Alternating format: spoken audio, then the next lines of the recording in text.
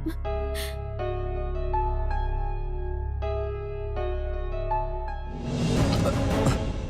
कौन हूं यही सोच रहे हो ना? धर्म के नाम पर लोगों को बेवकूफ बनाने वालों के नाक में नकेल कसने वाला एक नास्तिक हूं। मेरा नाम चैतन्य। तुम्हारे बारे में तहकीकात करके पता चला कि तुम यहां लोगों को बेवकूफ बनाने नहीं आए। और असल में प्रॉब्लम क्या है पता है? जब तुम चले जाओगे तो लोग तुम्हारे नाम की समाधि बनाकर उसका बिजनेस करना शुरू कर देंगे। बस बहुत हो गया सर, अब ये सब ढोंग मुझसे नहीं होगा। बस क्यों नहीं होगा तुमसे? मैं कह रहा हूं ये तुमसे जरूर होगा। लोग तुम पर भरोसा करते हैं, उन सबका दिल जीतना है तुम्हें। इन सब ने मुझ पर भरोसा किया था सर, लेकिन देखिए ईशान मेरे हाथों में दम तोड़ गया। ईशान की मौत की वजह तुम नहीं हो, और उस कैंसर पेशेंट के जिंदा रहने की वजह सिर्फ और सिर्फ तुम हो। वो सब मैंने खुशबू के लिए किया था सर। इससे मिलने के बाद मुझे एहसास हुआ कि प्यार क्या होता है, और ईशान को देखकर मुझे पहली बार खुशी का एहसास हुआ। अगर ये दोनों मेरी जिंदगी में नहीं है ना सर, तो मेरी जिंदगी का मकसद नहीं है। इनसे मिलने से पहले मैं सिर्फ जिंदगी काट रहा था, लेकिन जिंदगी क्या होती है इनसे मिलके पता चला। अगर जिनसे मैं प्यार करता हूं वो मेरी जिंदगी में नहीं है, तो मेरी जिंदगी एक शमशान घाट है सर। देखिए, इसने ये सब कुछ आपकी बेटी की खुशी के लिए किया है, और आपकी बेटी भी इससे प्यार करती है। पूछ लीजिए इससे। आपसे रिक्वेस्ट कर रहा हूं, दिल बड़ा रखिए और समझिए प्लीज। मेरी बेटी मेरी जान है सर, फिर भी बिना बताए इसके साथ चले जाने के लिए तैयार थी। मतलब ये कितना प्यार करती होगी इसे मैं समझ सकता हूं। ये कोई मामूली इंसान नहीं है सर, भगवान है। लाखों लोग इससे प्यार करते हैं। उन लोगों को अगर पता चला कि मेरी बेटी इससे प्यार करती है तो इसको भी मार देंगे और इसको भी मार डालेंगे वो लोग। अब छोड़िए ना सर, अगर ये भगवान नहीं होता तो मुझे कोई प्रॉब्लम नहीं थी सर।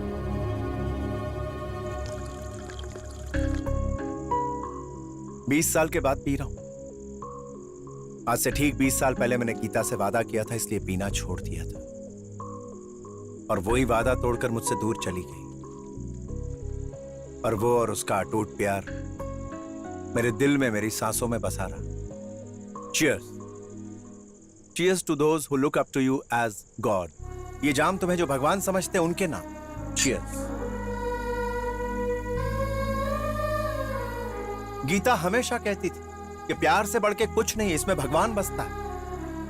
लेकिन मुझे कोई भरोसा नहीं। नास्तिक हो ना, हर बात में लॉजिक ढूंढता था। उसके जाने के बाद समझ में कि प्यार कोई लॉजिक नहीं, मैजिक। गलती हो गई।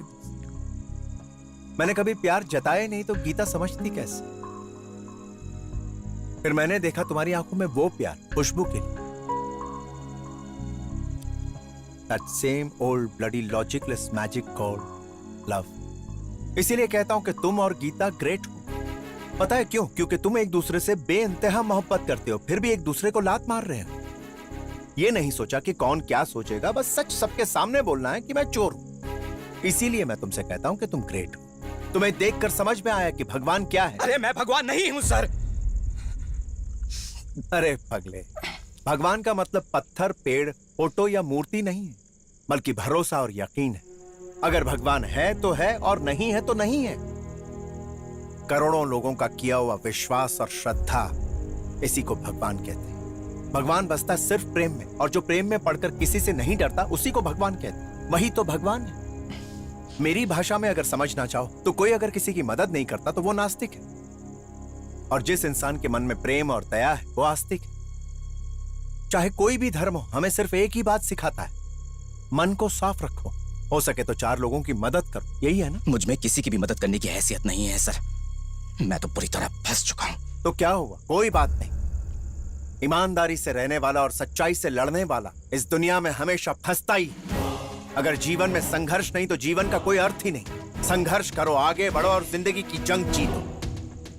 और अगर जिंदगी में आगे नहीं बढ़ना है, कुछ नहीं करना है, तो जाओ यहां से। जो इंसान ईशान को नहीं बचा पाया वो अब दूसरों को बचाने की सोच रहा है। हाँ या ना? बोलो। अब ये तुम पे है कि तुम लोगों की मदद करोगे या नहीं। सभी लोग तुम्हें दिलो जान से चाहते हैं और तुमसे बहुत प्यार करते हैं। इस देश में हजारों ईशान और भी हैं, और उन सब की मदद तुम्हें करनी। मुझे? हाँ तुम्हें, क्योंकि कुछ भी बोलो वो मान लेते हैं। हमेशा इंतजार करते हैं। उन्हें हमेशा लगता है कि कोई ना कोई उनके दुख को दूर करने आएगा, उससे निजात दिला देगा। तो आप ही बताइए मैं क्या करूं? लोगों ने तुम्हें भगवान मानकर तुम्हारे आश्रम में 200 करोड़ दिए हैं। उन सारे रुपयों को उनके बीच बांट दो।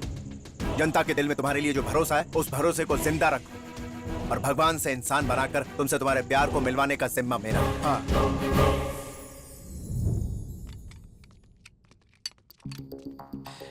सर ये सब क्या है? इसे 3D होलोग्राम कहते हैं। सुनो, कैमरा वहां लगाओ और वहां बीच में खड़े रहो। आओ। रुको, जस्ट अ मिनट। अरे ये क्या है? अरे बाप रे, सर ये क्या है? इसकी तो जेरॉक्स कॉपी यहाँ पर आ गई। अरे सर, जुड़वा के वरुण धवन जैसा है ये। Something like that. इसी टेक्नोलॉजी को माननीय प्रधानमंत्री जी ने भी इलेक्शन में यूज किया था। कोई अगर वहां नहीं है तब भी ऐसा लगेगा कि वो वहीं मौजूद है। बिल्कुल रियल इमेज। लेकिन इसकी हमें क्या जरूरत है सर?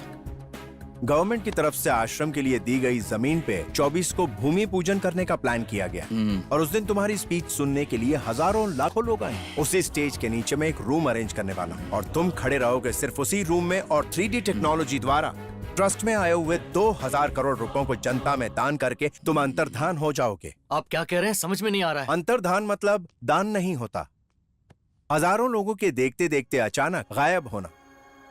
ये देखो ऐसे। सर वो खुशबू। जनता को जो चाहिए वो तुम करो और तुम्हें जो चाहिए वो मैं करूं। इसमें तुम्हारी स्पीच है, प्रिपेयर करो। यकीन से बढ़कर कोई भगवान नहीं होता और संकल्प से बढ़कर कोई हिम्मत नहीं होती और वो दोनों ही तुम्हारे भीतर है। Good luck.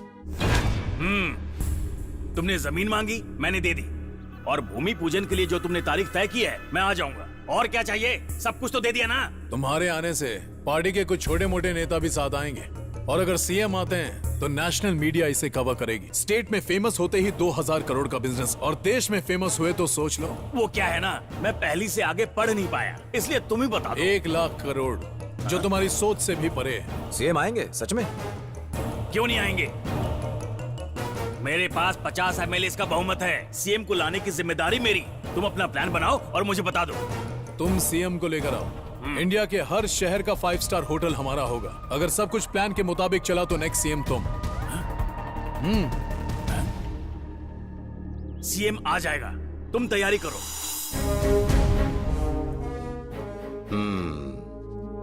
आपको बताने की जरूरत नहीं, मैं सब जानता हूं। मिनिस्टर रघु के स्कैम की फाइल मेरे टेबल पर कई दिनों पहले आई थी। सीबीआई इंक्वायरी का ऑर्डर दे दिया मैंने, बहुत जल्द अंदर जाएगा। सर जस्ट वन थिंग, उस ट्रस्ट में जो क्रिमिनल रवि है उसके बारे में भी सोचिएगा। हर किसी का टाइम आएगा, but you are doing a very good job. इन पैसों को जनता तक पहुंचाने के लिए तुम्हें मुझसे जो भी मदद चाहिए मिलेगी। Okay? Thank you so much sir, really appreciate. So how is it going? आप कैसे हैं सर?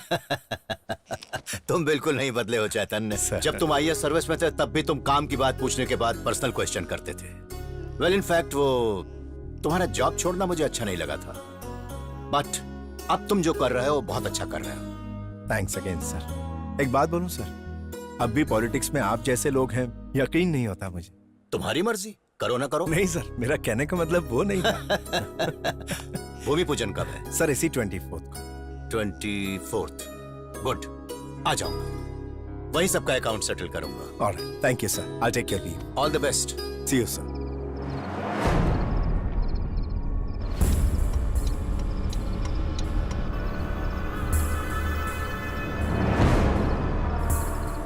की वजह तुम नहीं हो और उस कैंसर पेशेंट के जिंदा रहने की वजह सिर्फ और सिर्फ तुम हो।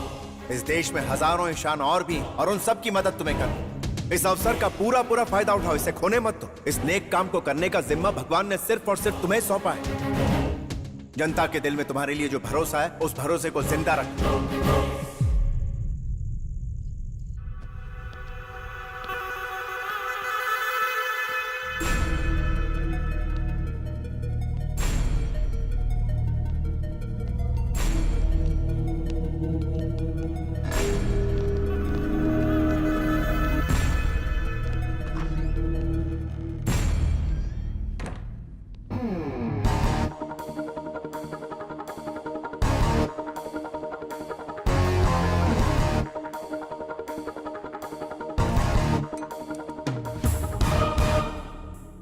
लगता है तुझे अपनी जान प्यारी नहीं है।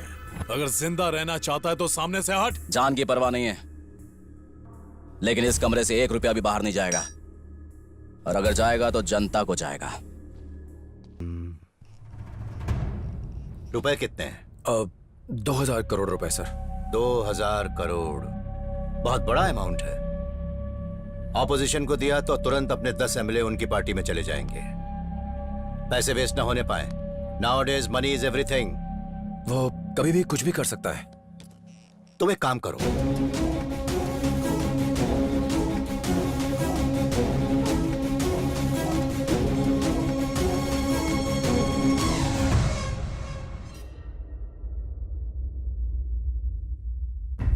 तू क्या कर रहा है तुझे पता है ना? पता है, तभी तो कर रहा हूं।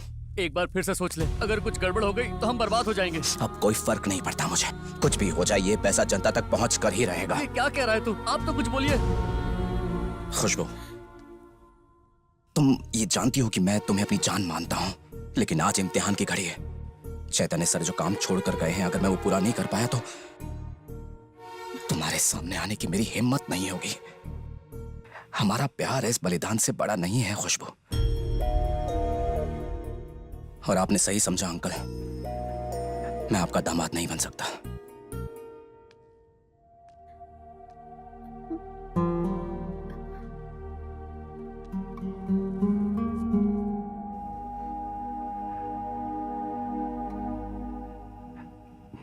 शादी के बाद देना चाहता था।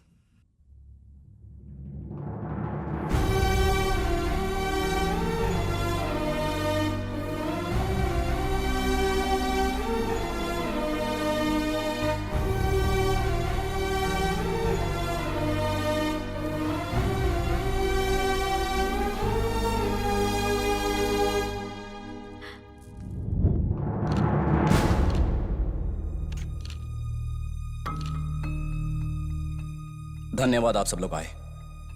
मैं आप सबकी तरह ही एक इंसान हूं, पर अब तक मैं अपनी जिंदगी जी रहा था एक स्वार्थी इंसान बन के, लेकिन प्यार ने मुझे इंसान बना दिया और आपके विश्वास ने मुझे भगवान बना दिया।